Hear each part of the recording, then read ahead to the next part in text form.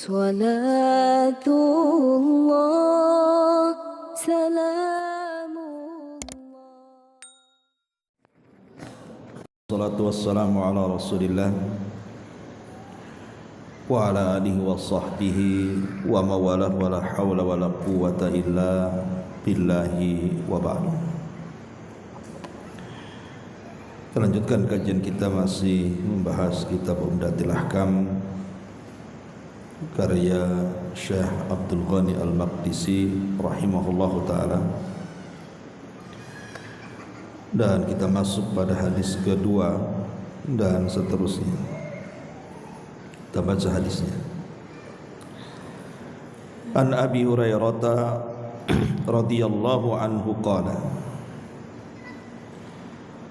qala Rasulullah sallallahu alaihi wasallam la yaqbalullahu salata ahadikum idza ahdatha hatta yatawadda. Dari Abu Hurairah radhiyallahu an, beliau menuturkan bahwa Rasul sallallahu alaihi wasallam bersabda, Allah tidak menerima salat salah seorang di antara kalian yang berhadas sebelum dia berwudu terlebih dahulu.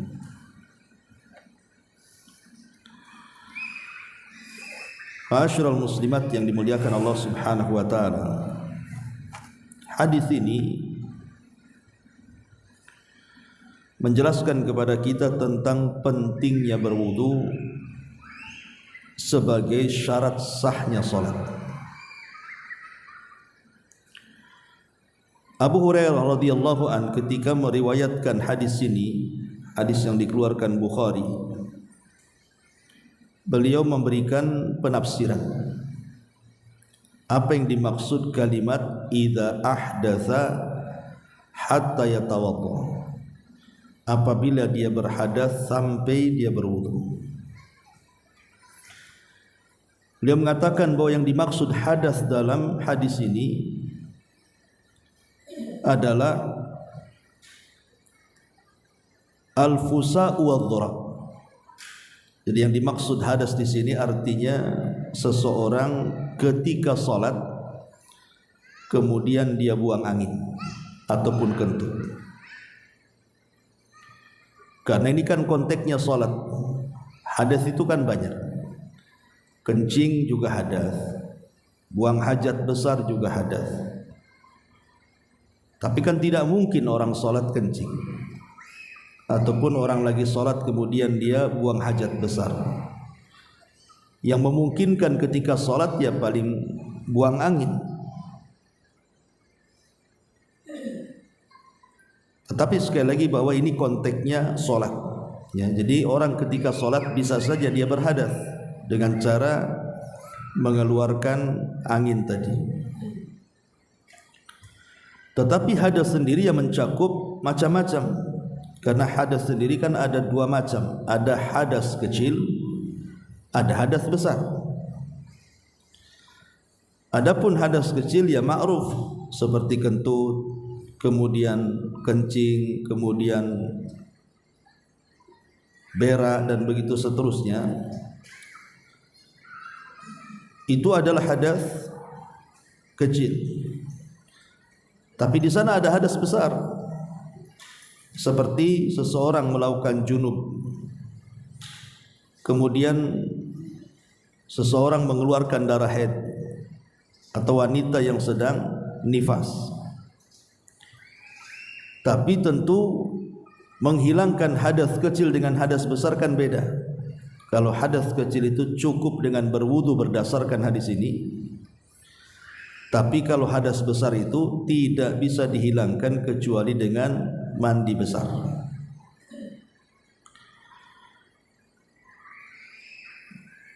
Pertanyaannya, apakah kemudian hadas juga bisa dihilangkan dengan tayamum? Maka yang sahih adalah bahwa hadas bisa terangkat dengan tayamum hanya sifatnya itu terbatas waktu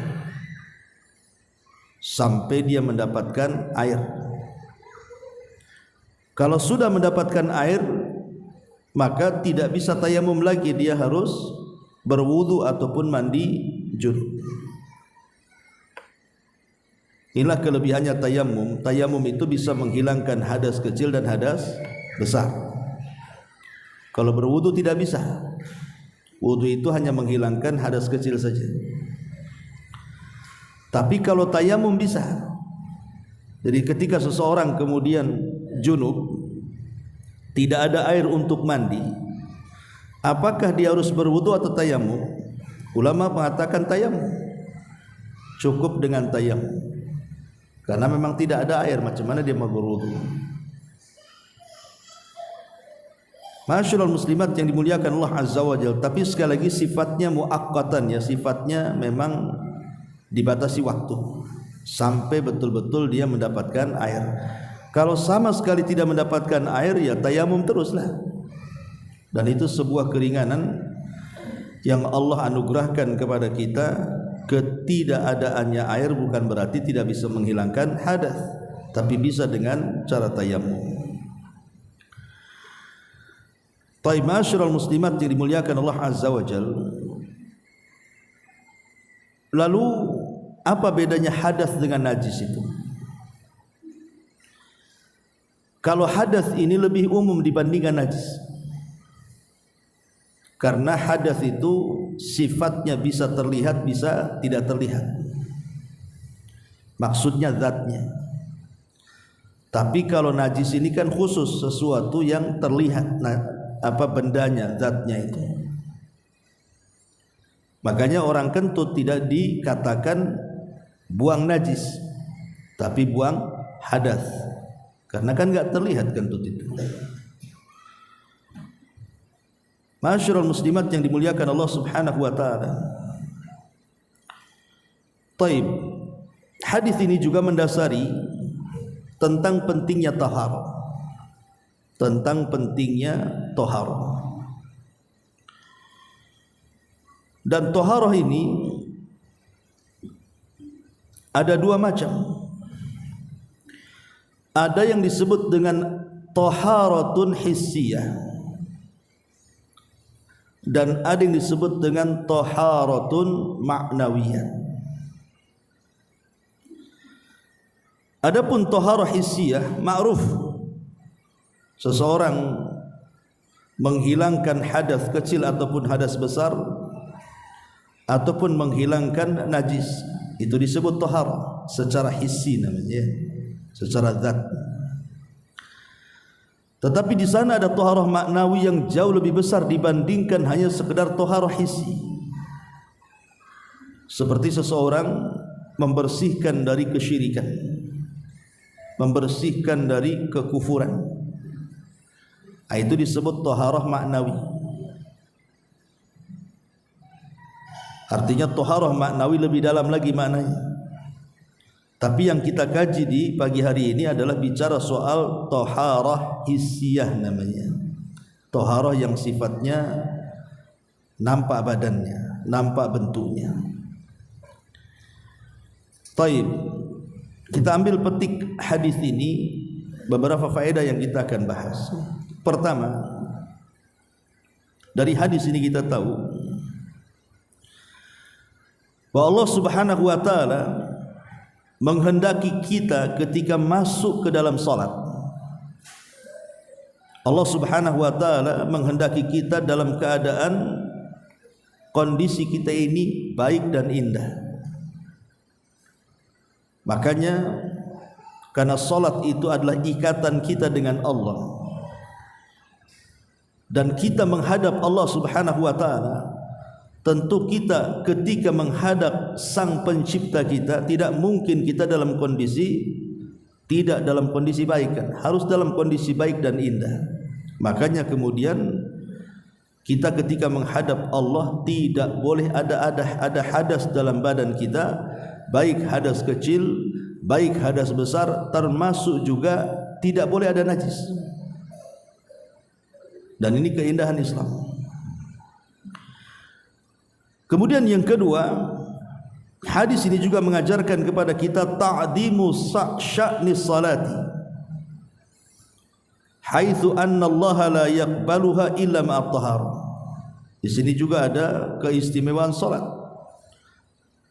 bahwa Allah tidak menerima salat seseorang sampai betul-betul badan dia suci, suci dari hadas baik kecil atau besar, termasuk juga suci dari najis. Kemudian yang ketiga, bahwa salat itu tidak akan diterima kalau dia memaksakan diri untuk salat sementara dalam badannya ada hadas ataupun najis. Cuman bedanya, kalau dalam badan kita, umpamanya dalam pakaian kita ada najis, atau umpamanya dalam sandal kita ada najis, kita tinggal melepas saja sandal itu tanpa harus mengulang sholat. Tapi kalau di badan kita ada hadas, maka tidak bisa meneruskan sholat. Dia harus berhenti dari sholat, kemudian berwudu atau mandi junub, kemudian dia mengganti sholatnya. Itulah bedanya najis dengan hadas di sini. Contoh umpamanya, ibu sholat, ibu ingat ketika sholat ini mungkin sajadah yang ibu gunakan itu terkencingi oleh anak ibu umpamanya yang masih kecil, dan ibu sholat di situ sampai selesai, baru ingat, oh iya sajadah itu kan ada najisnya. Apakah perlu diulang? Tidak. Ya. Berbeda dengan kondisinya ibu sholat, ibu belum berwudu, kemudian selesai sholat baru teringat, oh iya saya tadi nggak berwudu. Diulang sholatnya, diulang sholatnya. Bisa dipahami di sini? Ya. Ya. Kemudian yang keempat, bahwa al-hadatsu naqidun lil wudu mubtilul lis salati in kana fiha. Bahwa hadas ini bisa membatalkan wudu. Jadi bukan hanya salat saja, wudunya juga batal. Dan juga membatalkan salat kalau memang terdapat pada diri kita. Kemudian juga kalimat la yaqbalullah salata ahadikum, Allah tidak menerima. Maksud tidak menerima di sini artinya adamu sihhatis salati wa adamu ijzaiha. Maksudnya adalah tidak sah salatnya dan tidak akan dibalas salatnya. Artinya enggak secara sah dan tidaknya tidak sah, dan secara pahala dan tidaknya tidak berpahala. Kalau salat tanpa wudu sudah tidak sah salatnya, tidak dapat pahala. Kemudian yang seterusnya, yang keenam, bahwa hadis ini juga berfaedah bahwa solat ini ada yang diterima, ada yang ditolak. Jadi yang namanya solat yang kita kerjakan itu tidak semua solat kita ini diterima. Ada juga yang ditolak solat kita ini. Lah salah satunya adalah ketika kita melaksanakan solat tidak sebagaimana tuntunan Nabi. Tuntunan Nabi kalau solat itu berwudu. Berarti kalau dia solat tidak berwudu berarti keluar daripada tuntunan Nabi SAW. Berarti masuk pada hadis Ummul Mukminin Aisyah radhiyallahu anha, di mana Rasul mengatakan man amila amalan laisa alaihi amruna fahuwa. Barang siapa yang mengamalkan sebuah amalan yang tidak ada contohnya, tertolaklah amalan itu. Kemudian juga kalau ibu tahu ibu berhadas, kemudian tetap sholat, tahu ibu belum berwudu, yakin belum berwudu, maksain sholat, maka hukumnya haram. Ibu berdosa karena sudah tahu tidak berwudu malah dilanjutkan sholat. Kenapa sampai ulama mengharamkan? Karena ibu sedang bermain-main dengan ibadah. Itu namanya main-main dengan ibadah. Dan jelas kan sholat tidak sah dengan wudu, malah sengaja tidak berwudu kemudian sholat, apa enggak main-main namanya. Bukan hanya sekedar main-main dalam ibadah, dia melakukan istihza namanya, mengolok-olok syariat. Kemudian juga seseorang ini kalau umpamanya berwudu untuk sholat, kemudian masuk waktu sholat yang lainnya, apakah harus mengulang wudunya? Tidak harus mengulang wudunya selama dia tidak batal. Artinya selama dia masih di atas toharohnya. Kecuali kalau ibu yakin, ibu kentut, ibu kencing, buang hajat, yakin, maka harus mengulang wudunya. Dan wudu ini juga berlaku bukan hanya kepada sholat wajib, tapi juga berlaku kepada sholat sunnah, termasuk sholat jenazah sekalipun tetap harus berwudu. Karena hadis ini kan umum, Allah tidak akan menerima sholatnya salah seorang di antara kalian, baik sholat wajib ataupun sholat sunnah. Nah, ini di antara faedah daripada hadis yang kedua ini. Banyak kesalahan di masyarakat yang terjadi apabila melakukan wudu. Apa saja kesalahan-kesalahan dalam berwudu itu? Yang pertama, tarkul madmadhati wal istinsaq.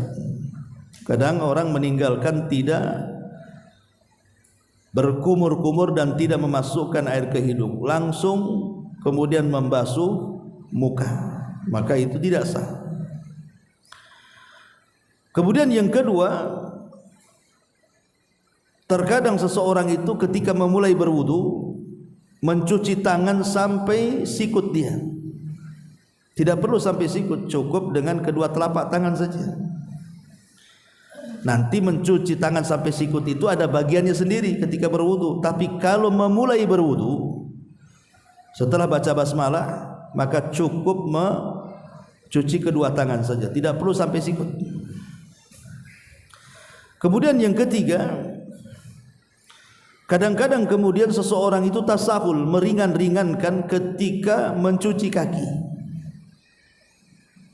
Kadang-kadang tidak digosok gitu ya.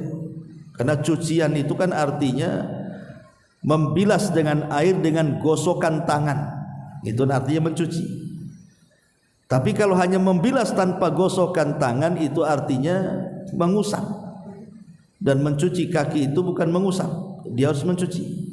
Jadi bukan hanya ketika berwudu diseblok gitu kakinya, enggak, tapi juga harus dicuci dengan menggunakan gosokan tangan. Dan ini banyak. Terkadang juga ada yang lebih parah, tidak ada perhatian dengan kaki. Kadang-kadang dia mengguyur kaki itu, ada beberapa bagian di kaki itu tidak terkena bilasan air. Itulah nanti masuk pada hadis yang ketiga itu, wailun lil aqabi minan nar. Celakalah, ada ancaman bagi tumit-tumit yang tidak terbasuh dengan air wudu berupa api neraka. Kemudian juga di antara kesalahan orang berwudu adalah menambah basuhan. Kita tahu bahwa basuhan dalam berwudu itu berapa kali? Paling banyak 3 kali. Yang wajib 1 kali. Yang 2 sunnah. Artinya kalau ibu berwudu sekali-sekali, umpamanya muka, basuh muka sekali, basuh tangan sekali, kepala sekali, kaki sekali, sah wudunya? Sah. Karena yang wajib itu 1 basuhan.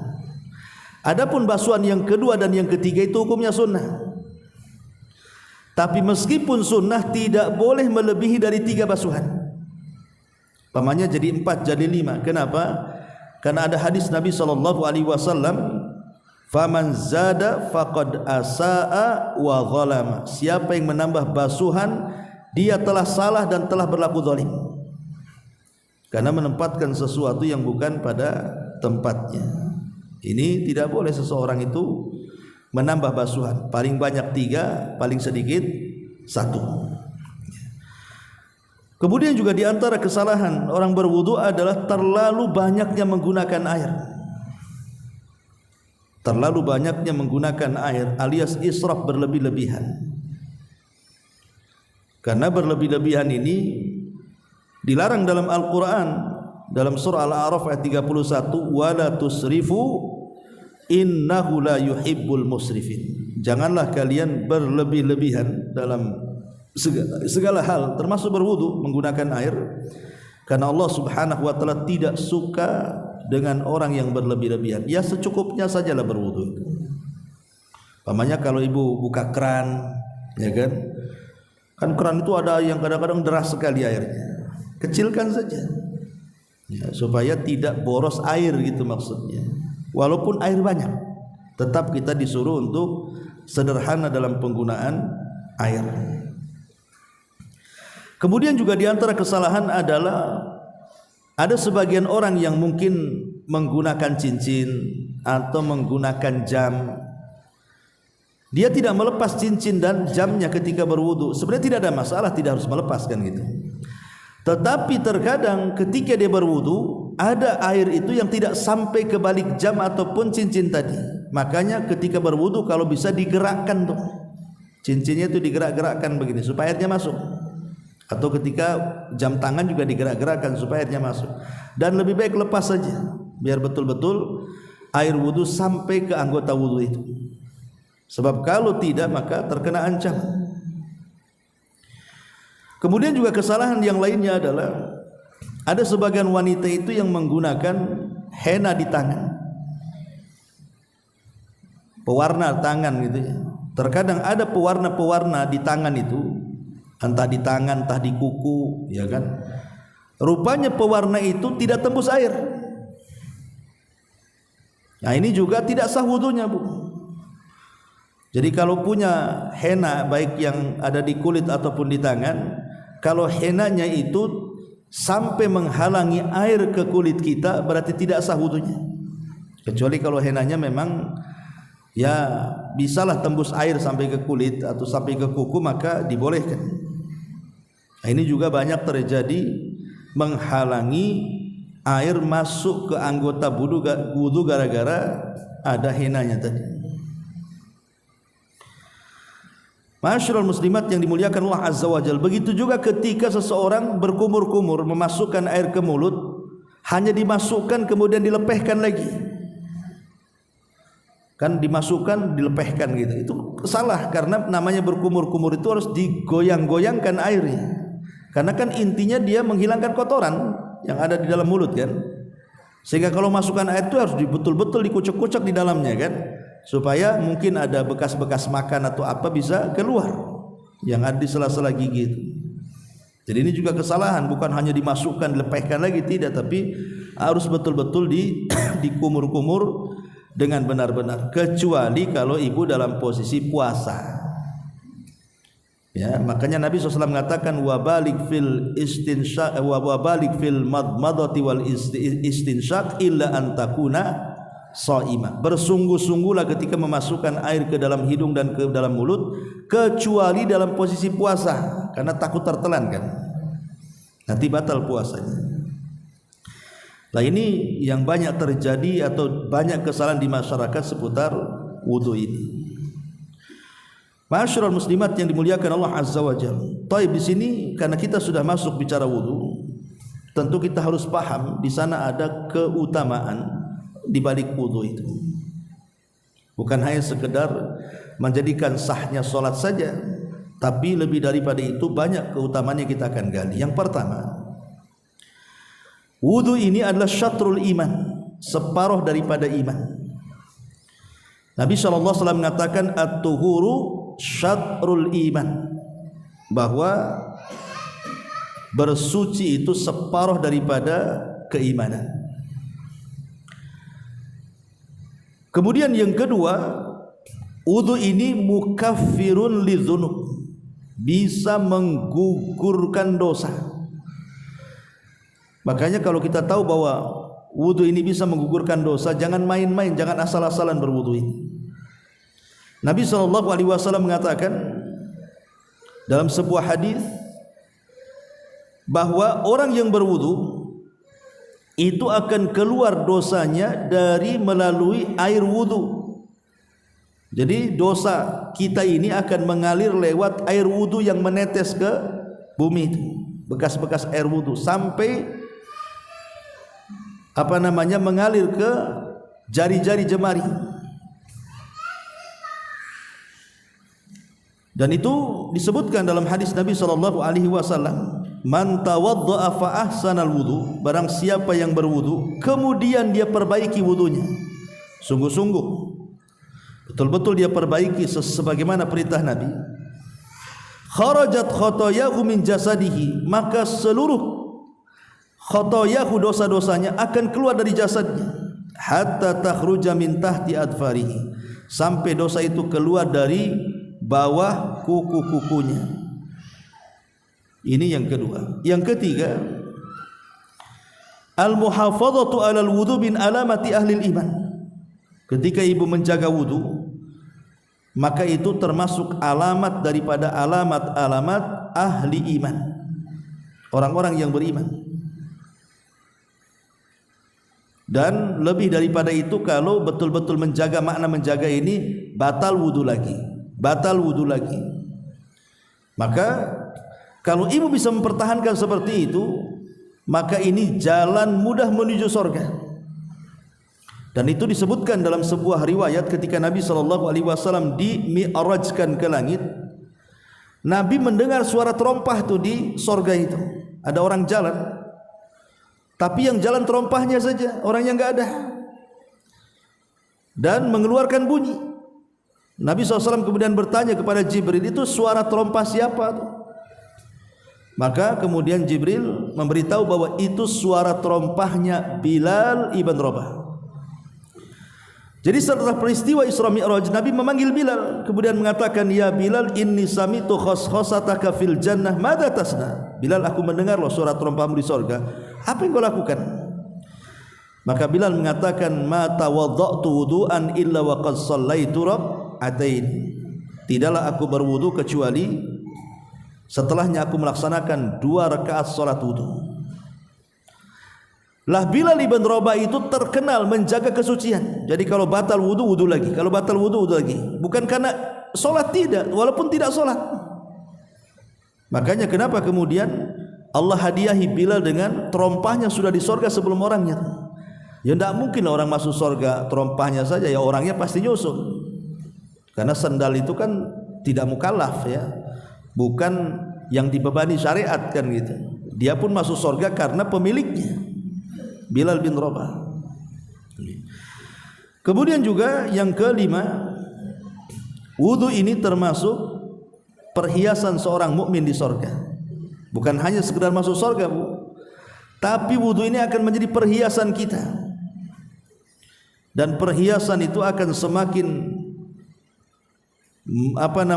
melebar, memanjang, itu tergantung wudu kita.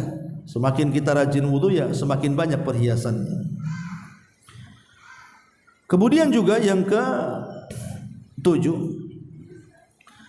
bahwa wudu ini termasuk alamat min alamati ummati Muhammadin SAW. Jadi wudu ini termasuk tanda dari tanda-tanda bahwa kita ini termasuk umat Nabi. Karena nanti pada hari kiamat, Nabi tidak akan mengenali kita kecuali dari bekas wudu. Kan Nabi ditanya, Rasul, cemana engkau tahu bahwa mereka adalah umatmu? Bagaimana kau tahu mereka umatmu, katanya. Kan Rasul hanya melihat para sahabat, tapi kan tidak melihat kita. Bagaimana Rasul akan mengenali kita? Maka Nabi SAW, aku bisa mengenali umatku dengan melihat bekas-bekas wudunya. Jadi anggota badan wudu itu akan bercahaya pada hari kiamat. Lah dengan itulah Rasul akan mengenali umatnya, dengan bekas wudunya, ya, yang bercahaya. Kemudian selanjutnya juga, wudu ini juga nurun lil muslim yaumal qiyamah, akan menjadi cahaya bagi dia pada hari kiamat. Di saat kemudian digelapkan alam semesta ini, maka wudu itulah akan menjadi cahaya bagi kita. Kemudian juga wudu sendiri bisa melepaskan ikatan syaitan.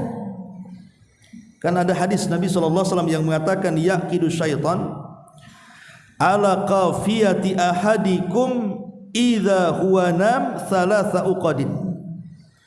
Jadi setiap kita, saya, ibu dan siapapun kalau tidur malam, maka setan itu akan datang menghadap kita. Kemudian akan mengikat setiap tengkuk kita 3 ikatan. Lah apabila dia bangun di umpamanya di waktu pagi jam sebelum subuh gitu ya, maka kemudian ibu langsung berzikir, berdoa, maka hilanglah satu ikatan dengan zikir dan doa itu. Kemudian setelah itu ibu bergerak berwudu, maka hilang 2 ikatan. Kemudian setelah itu ibu sholat, maka hilang 3 ikatan. Artinya hilang semua ikatan setan. Dari sini kita tahu bahwa wudu bisa menghilangkan ikatan setan yang ada di tengkuk kita, yang membuat kita ini menjadi malas dan banyak masalah yang terkadang masalah itu tidak tahu dari mana datangnya.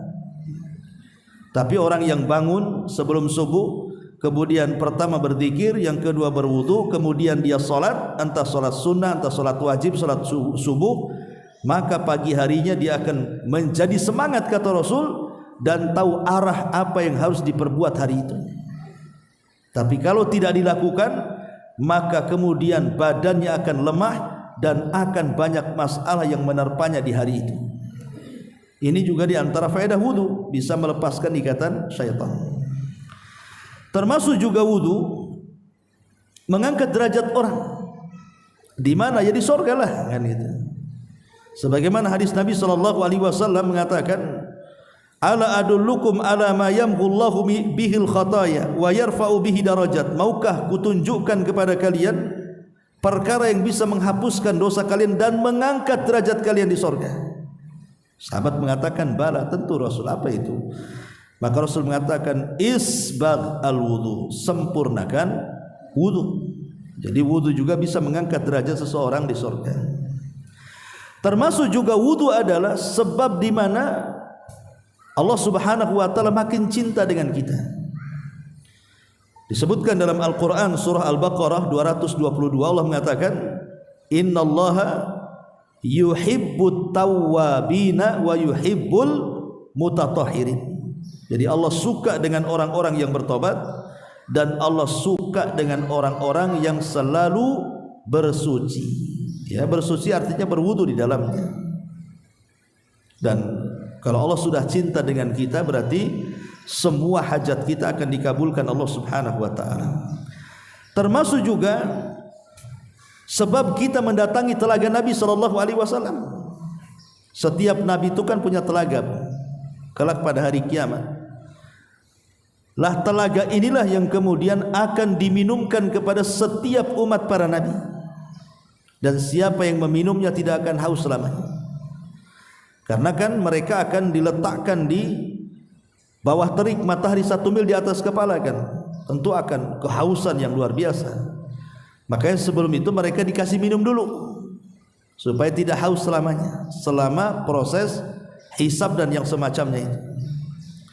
Lah salah satunya yang menjadikan kita mampu datang ke telaga Rasul dan minum dari telaga Rasul itu adalah dengan cara berwudu. Ma'asyiral muslimat yang dimuliakan Allah Subhanahu wa taala. Kemudian juga yang selanjutnya adalah wudu ini juga sebab di mana kalau Allah wafatkan kita, maka Allah akan wafatkan kita di atas fitrah. Kata Nabi SAW, idza ataita firashaka fatawadda wudu'aka lis-salati thumma taji ala shikkil ayman wa qul Allahumma aslamtu wajhi ilaika ila akhiril hadis, sampai kepada fa imitta mitta alal fitrah. Kata Nabi SAW, apabila engkau menuju pembaringanmu, maksudnya tidur malam, maka berwudulah seperti wudu salat. Kemudian baringkan ke lambung sebelah kanan. Kemudian berdoa yang dengan doa yang diajarkan Rasul, Allahumma inni aslamtu nafsi ilaika, sampai selesai. Di ujung hadis Rasul mengatakan, kalau engkau mati di pagi hari, maka engkau mati di atas fitrah. Artinya di atas tauhid, husnul khatimah. Ya. Bahkan lebih daripada itu, bukan mati di atas fitrah saja, selama tidur kalau dia berwudu maka akan didoakan sepanjang tidurnya oleh para malaikat. Dalam sebuah hadis Nabi mengatakan, man bata tahiran, kata Rasul, barang siapa yang tidur dalam kondisi suci, artinya berwudu gitu ya, maka ketika dia sedang tertidur datang para malaikat, kemudian malaikat akan berdiri di samping kanan dan kiri orang yang tidur tadi. Jadi setiap dia berguling ke arah kanan, malaikat sebelah kanan akan mengatakan Allahumma gfir lahu, Allahumma arhamhu, ya Allah ampuni dosanya, ya Allah rahmati dia. Kemudian kalau dia bergerak ke sebelah kiri, maka malaikat sebelah kiri juga mengatakan Allahumma gfir lahu, Allahumma arhamhu, ya Allah ampuni dosanya, ya Allah rahmati dosanya. Begitu terus malaikat, setiap guling ke sini didoakan, setiap guling ke situ didoakan sampai dia terbangun. Bayangkan tidur saja didoakan malaikat, tidur saja jadi ibadah tuh ya. Itulah tidurnya orang alim. Kalau tahu hukumnya enak tidur itu. Tapi terkadang karena tidak paham hukum tidur ini seperti apa, ya kadang-kadang tengok kasur, tengok bantal langsung geletak gitu saja ya. Dia tidak paham bahwa tidur pun bisa jadi ibadah sebenarnya. Dengan cara apa? Berwudu sebelum tidur supaya didoakan malaikat ampunan dan rahmat.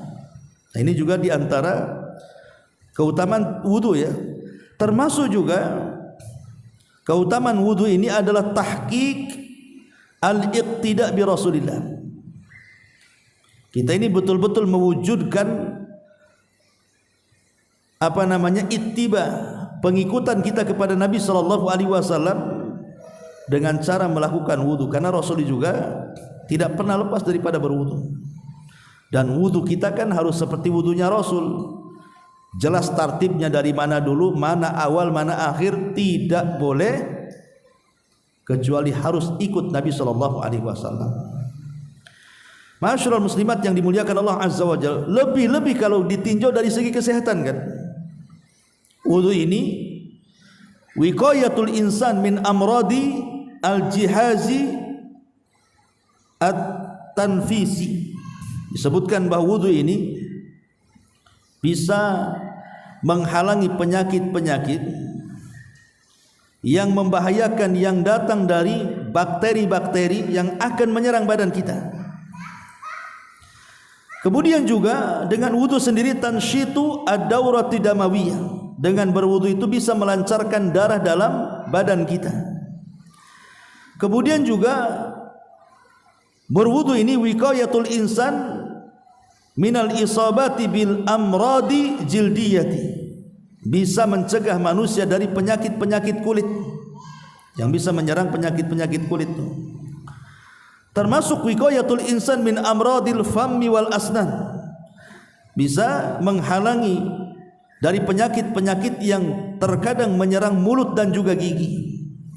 Kemudian juga wiqayatul insan minal isabati bi amradil ain, termasuk juga bisa menjaga dari penyakit-penyakit yang akan menyerang mata ketika kita membasuh, menyerang hidung dan banyak. Bahkan lebih daripada itu, wudu bisa mengobati orang yang terkena hasad, terkena ain. Ya, karena begini Bu, kebanyakan orang mati itu kan karena kena ain. Ya, kebanyakan orang meninggal itu karena ain. Ingat, makanya kenapa di zaman medsos di sini saya nasihatkan Bu, jangan suka mampangin foto. Karena ada kadang-kadang senang sama anak, dikit-dikit dipoto, taruh di medsos, ya kan? Itu dikhawatirkan ada orang hasad kemudian datang penyakit ain. Makanya kita lihat bahwa kalau ada orang terkena stroke sampai terbaring itu diantara sebabnya bukan karena mungkin faktor makanan, tidak. Ada juga sebabnya karena boleh jadi dia terkena penyakit itu karena serangan ain, serangan orang yang hasad gitu ya. Berarti dari jenis sihir itu. Maka kalau yang seperti ini ada yang mengatakan obatnya dengan cara menggunakan air wudu. Menggunakan air wudu, kemudian setelah dia berwudu, orang ini kita wudukanlah, bekas-bekas air wudu itu bisa dioleskan ke tempat-tempat sela-sela badan yang ada lipatannya. ya, seperti ketiak, lipatan seperti ini, semua gitu dibasuhi setiap badan yang ada lipatannya. Lah sebagian ulama mengatakan inilah juga cara ruqyah namanya, menggunakan air wudu. Jadi sampai bisa mengobati penyakit sihir juga. Ma'asyiral muslimat yang dimuliakan Allah Azza wa Jalla, banyak lagi tentang keutamaan-keutamaan berwudu ini. Tapi yang jelas bahwa inti daripada hadis Abi Hurairah yang kita bahas, bahwa wudu ini memiliki kemuliaan tersendiri di mana dia menjadi syarat sahnya solat. Tapi wudu sendiri hukumnya sunnah, ingat ya. Kalau kita pisahkan antara wudu dengan solat, maka hukum wudu itu sunnah. Tapi kalau kita gandengkan wudu dengan solat, bukan sunnah lagi. Ya, berarti apa hukumnya? Syarat. Syarat itu apa? Syarat itu sesuatu yang mempengaruhi sah tidaknya yang disyarati. Berarti adanya syarat, adanya yang disyarati. Tidak adanya syarat, tidak adanya yang disyarati. Artinya ada wudu, ada solat, tidak ada wudu, tidak ada solat gitu. Walaupun kita berwudu belum tentu untuk solat. Nah itu kaidahnya, saya ulangi. Ada wudu, ada solat. Tidak ada wudu, tidak ada solat. Walaupun dia berwudu tidak mesti untuk solat. Bisa saja hanya untuk menjaga kebersihan saja, supaya kita senantiasa terjaga dari hal-hal yang tidak kita inginkan dengan cara berwudu. Ya, makanya kadang-kadang kan ada orang yang ingin berwudu dari rumah dulu, kemudian sampai ke masjid karena ingin ngaji atau apa. Alhamdulillah langsung masuk masjid sholat kan gitu. Terkadang ada orang yang meremehkan, nggak usahlah wudu di masjid saja. Rupanya sampai masjid, kamar mandinya, tempat wudunya terbuka. Nampak laki-laki perempuan, bingung akhirnya dia berwudu kan. Makanya kalau orang itu menjaga wudu, dia akan tenang ketika sholat. Saya ada wudu lah, langsung sholat. Kan enak gitu ya kalau jaga wudu itu. Jadi memudahkan dia juga. Wallahu a'lam, saya kira cukup sampai di sini. Baik, sebelum saya tutup, kalau ada yang mau bertanya.